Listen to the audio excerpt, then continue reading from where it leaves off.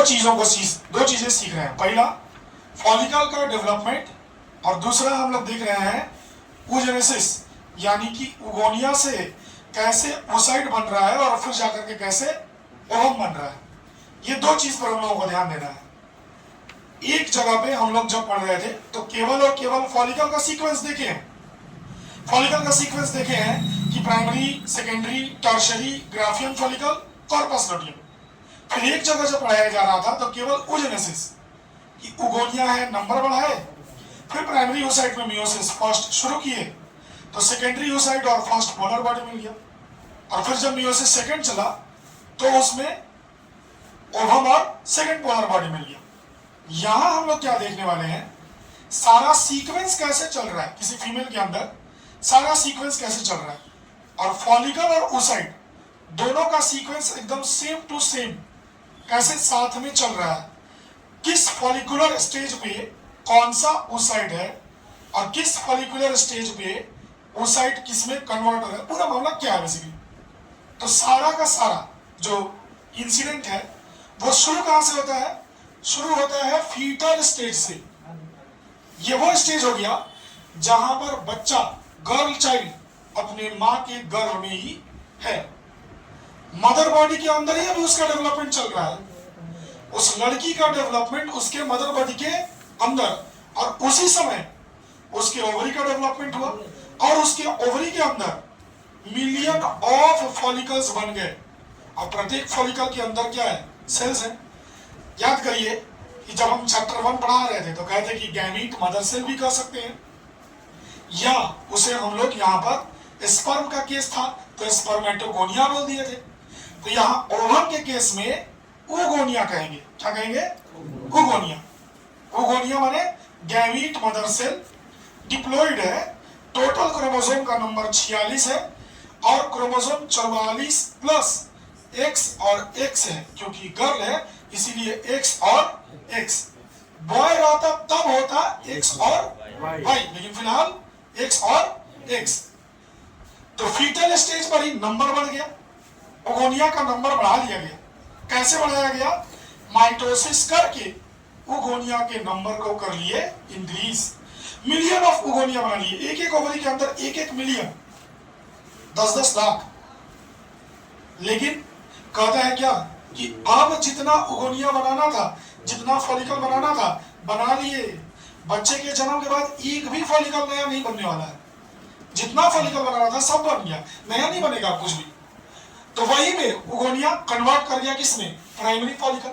और हम लोग जानते हैं कि प्राइमरी फॉलिकल में प्राइमरी oocyte और चारों तरफ ग्रैन्युलोसा सेल का सिंगल लेयर, मियोसिस भी चालू हो गया, मियोसिस फर्स्ट चालू हुआ, मियोसिस फर्स्ट इंटर कर गया प्रोफेज फर्स्ट में, लिप्टोटीन, जाइगोटीन, पैकिटीन, डिप्लोटीन, और डिप्लोटीन पे ही मामला रुक गया।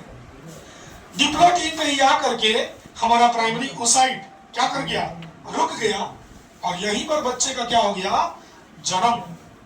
और जन्म हो गया, जन्म पे पूछेगा कि जन्म पे बेबी के अंदर कौन सा स्टेज है, तो कहेंगे प्राइमरी फॉलिकल और प्राइमरी oocyte। ठीक है, जन्म लेने के बाद अब सीधे चले आइए 12-13 साल बाद, जब प्यूबर्टी आ गया, तो जब प्यूबर्टी आ गया, नाउ अब प्राइमरी फॉलिकल्स जो थे उनमें से एक एक हर महीने मैच्योर करेगा। प्राइमरी फॉलिकल बहुत सारे हैं, मिलियंस, अब उनमें से क्या करेगा, मैच्योर। और प्यूबर्टी पे हम लोग समझे थे ना कि जन्म हुआ था तो मिलियंस में, और प्यूबर्टी पे आकर के मात्र 60,000 से 80,000। बाकी क्या हो गए जी, बाकी 9 लाख कहाँ गए, बाकी के 9 लाख मर गए, खत्म हो गए। फॉलिकल्स जो है वो क्या कर गए, डीजनरेट कर गए। यहां हमारे पास प्राइमरी फॉलिकल था तो प्यूबर्टी पे वो कन्वर्ट कर गया किसमें, सेकेंडरी, और फिर वो कन्वर्ट कर जाएगा किसमें, टर्शियरी। सेकेंडरी में हमारे पास है प्राइमरी oocyte, ग्रैन्युलोसा सेल का नंबर भी बढ़ गया, और सबसे चारों तरफ हमें थीका का लेयर भी नजर आ रहा है। प्रोसेस आगे बढ़ा और पहुंच गया टर्शियरी फॉलिकल पे।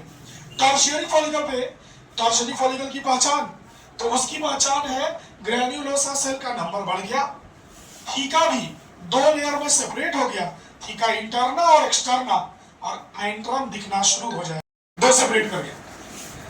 टर्शरी फॉलिकल के बाद मामला कहां पहुंच गया है? Graafian follicle. इस नीले वाले लाइन से क्या दिखा है?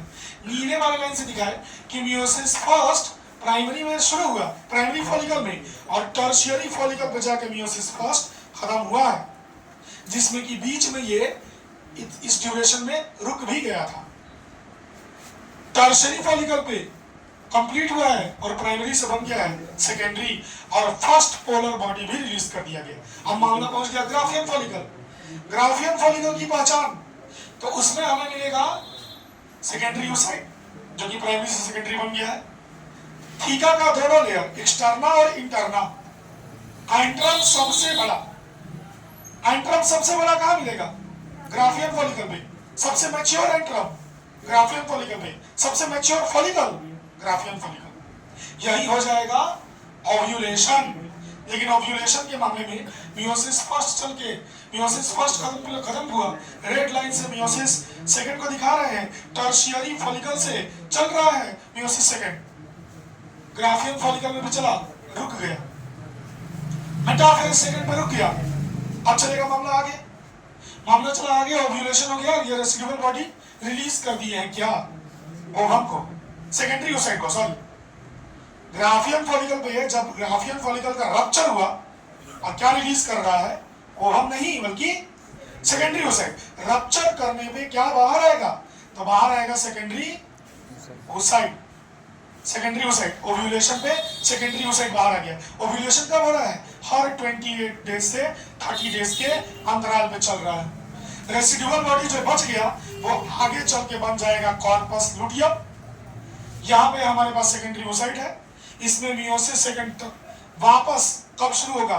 जब स्पर्म इंटर करेगा तो मियोसिस सेकंड कंप्लीट होगा, ओवम बनेगा, सेकंड पोलर बॉडी रिलीज किया जाएगा, फर्टिलाइजेशन के बाद क्या बना लिया जाएगा? जाइगोट बना लिया जाएगा। ये पूरा का पूरा हमारा प्रोसेस था। ठीक है, चलिए।